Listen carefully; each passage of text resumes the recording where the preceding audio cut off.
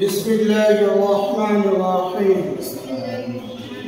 আজ তোমাদের সম্মুখে হারাকাত সম্পর্কে আলোচনা হবে।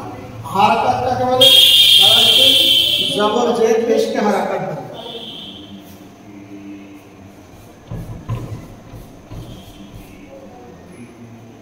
জবর জের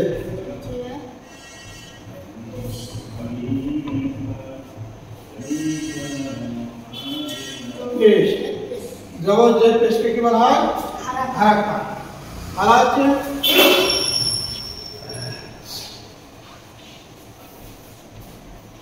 অক্ষরের উপরে যে দাগটা থাকে বলা হয় তাকে জবর। কি বলে? জবর।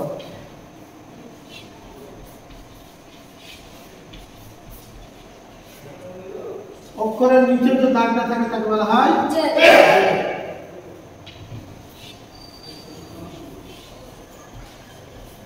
আর অক্ষরের উপরে এরকম গোল থাকে একে বলা হয় পেশ। অক্ষরের উপরে যে দাগটা থাকে তাকে বলে জবর, নিচের দাগ থাকলে তাকে জের, আর এরকম গোল আকৃতি থাকে তাকে বলা হয় পেশ। জবরে বাংলায় কি হয়? আকা। বাংলায় আকা। জেরে হস্যিকার আর পেশে হস্যকার। জবরে বাংলা আকা হয়, জেরে হস্যি, পেশে হস্য।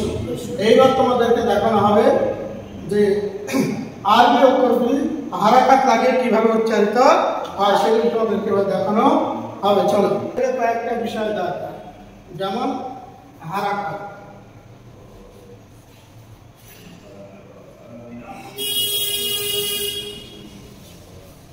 জবর জের পেশ। আর কি দরকার? সাকিন, সাকিন বলে। আরেকটা হচ্ছে কি? তাজদিদ। এই পাঁচটা বিষয় আরবিতে দরকার। এই পাঁচটা বিষয় যদি বোঝা যায় তাহলে আরবিকে বাংলায় রিডিং করে পড়া যাবে, আরবিকে রিডিং ভাবে পড়া যাবে। সেই জন্য এই পাঁচটা বিষয়কে খেয়াল রাখতে হবে। এবার পাঁচটা বিষয় তোমাদেরকে আস্তে আস্তে দেখানো হবে। দেখো, তোমাদের হারাকাতগুলি দেখানো হবে। জবর বলেছে কি? অক্ষরের উপরে থাকে, তাহলে এরকম উপরে একটা দাগ দিয়ে দাও, এরকম একটা করে দাগ দাও।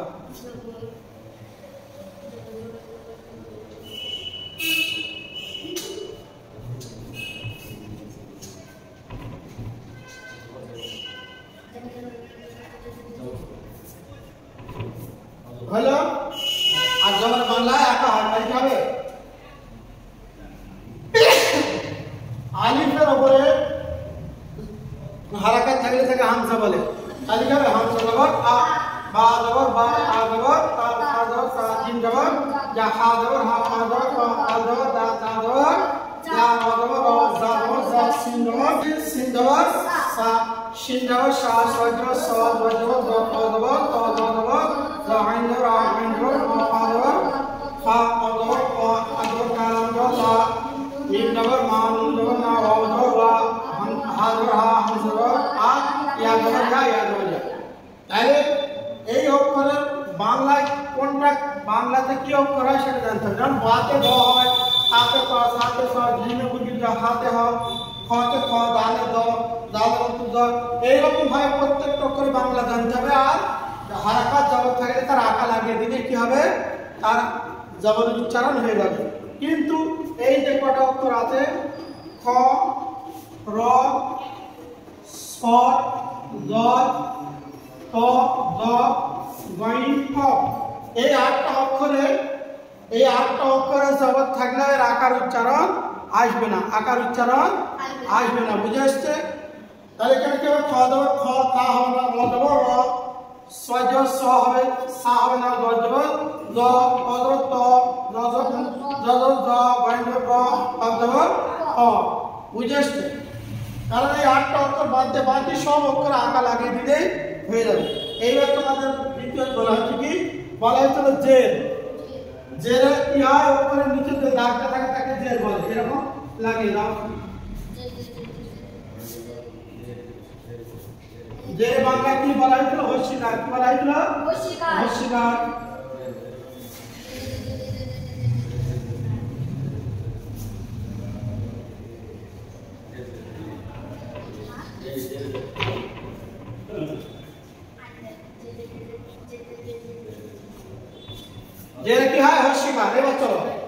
হামজাদের ই বাদের বি তাদের কি সাদের সি জিন্দের জি হাদের হি কাদের বি দাদের দি জাদের দি রাদের বি জাদের সি সিন্দের সি সিন্দের সি সদের সি দদের দি কাদের কি রাদের দি আইন্দের ই বাইদের বি ফাদার সি কাদের কি কাদের কি রামদের লি মিমদের মি মুন্দের দি ওয়াওদের এখানে এই অক্ষরটা উচ্চারণ একটু আলাদা ওয়াওদের কি হবে ওয়াও নাই ভাও নাই ওয়াওদের বি হাজারি হামজাদারি ইয়াদারি ইয়াদারি এর আর কিছু না শুধু ওয়াও ক্ষেত্রে ওয়াওদের বি হবে আর বাকি সব হস্যিকার লাগাইতে হবে বয়সী তয়সী ছয়সী বুটি দয়সী হয়সী ফয়সী দয়সী এরকম ভাবে হস্যিকার লাগালে হয়ে যাবে বুঝেছতে ওয়াওদের বি হয়ে গেল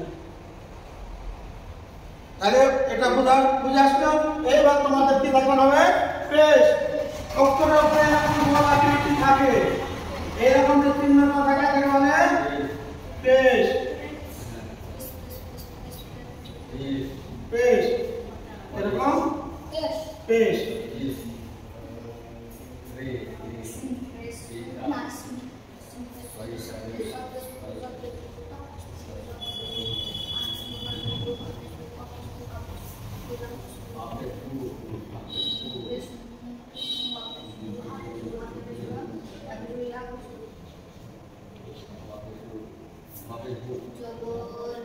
এই চিহ্নটাকে বলা হয় পেশ পেশ অক্ষরের উপরে থাকে আর পেশে কি হয় বাংলায় হস্যকার তাহলে হামজা পেশ শু বা পেশ বু তা পেশ তু সা পেশ সু জি পেশ জু হা পেশ হু খ পেশ কু দাল দে পেশ দু দাল পেশ দু র পেশ নু জা পেশ জু সিন পেশ সু সিন পেশ সু সা পেশ সু দ পেশ দু ক পেশ দু র পেশ দু আইন পেশ দু গাইন পেশ গু ফা পেশ গু ক পেশ কু খা পেশ কু লাম পেশ লু মিম পেশ মু নুন পেশ মু এইখানে ওয়াও পেশ গু হবে ওয়াও জের বি আর ওয়াও পেশ গু ওয়াও পেশ গু হা পেশ গু হামজা পেশ ইয়া পেশ ইউ তাহলে বোঝা গেল যে জবর জের পেশের উচ্চারণ কিভাবে হয় এই বিষয়টা বোঝা গেল এবার এই জবর জের পেশের আমি একসাথে তোমাদেরকে বানান করে দেখাবো এখন এই দেখো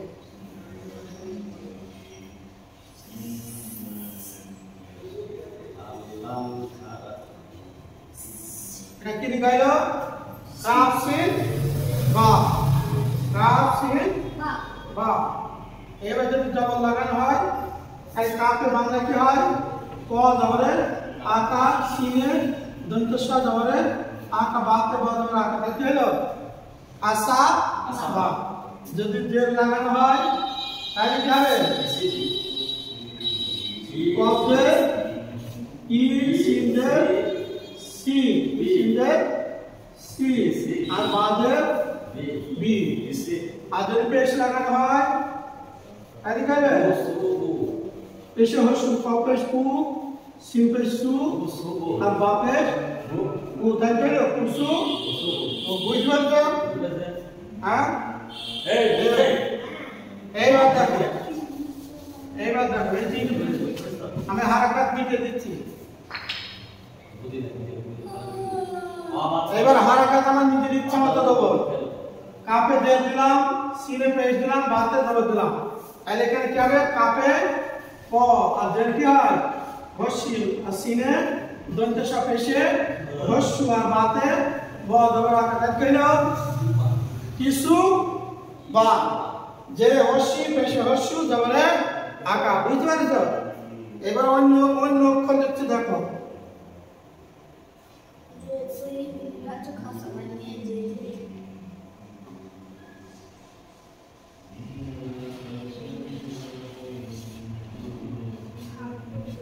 সিন জিন দাল সিন জিন দাল সিনে কি হয় বাংলায় দন্ত স জিমে বুগিটা দালে দ তিনটি অক্ষর আমি লিখে দিলাম আগে সিনে আমার ইচ্ছা মতো হারাকাত দিলাম পেশ পেশে কি হয় হস্যু লিখলাম তারপরে দাও পেশ দিলাম এখানে জিমও পেশ করি হস্যু আর দালে দিয়ে দিলাম তাহলে কি হলো সুযোগ দি আর যেখানে জের না দিয়ে যদি দেওয়া হয় জবর তাহলে সুযোগ দা এখানে যদি আমি পেশ না দিয়ে জবর দিই সুজা দা এখানে যদি আমি পেশের জায়গায় যে দিই এখানে যদি জেদ দিই তাহলে কি হবে সিজাদা। তাহলে আমাদের মনে রাখতে হবে জবরে বাংলায় আকা, জেরে হস্যি, পেশে হস্য। জবর যেটা অক্ষরের উপরে দাগ আসে, যে অক্ষরের নিচের দাগকে বলা হয়, আর পেশ হচ্ছে গোল আকৃতিকে একে বলা হয় পেশ। জবরে বাংলায় আকা, জেরে হস্যি, পেশে হস্য। তাহলে এই বিষয়টা যদি আমরা মনে রাখতে পারি তাহলে অক্ষরের সাথে হারাকাত লাগিয়ে পড়তে পারবো। কথা বুঝে আসছে? তাহলে হারাকাতের বিষয় হচ্ছে এতটুকু, হারাকাতের বিষয় এতটুকু। তার জন্য আমাদের এই পড়াটাকে বেশি বেশি করে পড়তে হবে আর দেখতে হবে, তাহলে আমাদের জন্য আরবি সহজ হবে। আল্লাহ আমাদের সকলকে তৌফিক দান।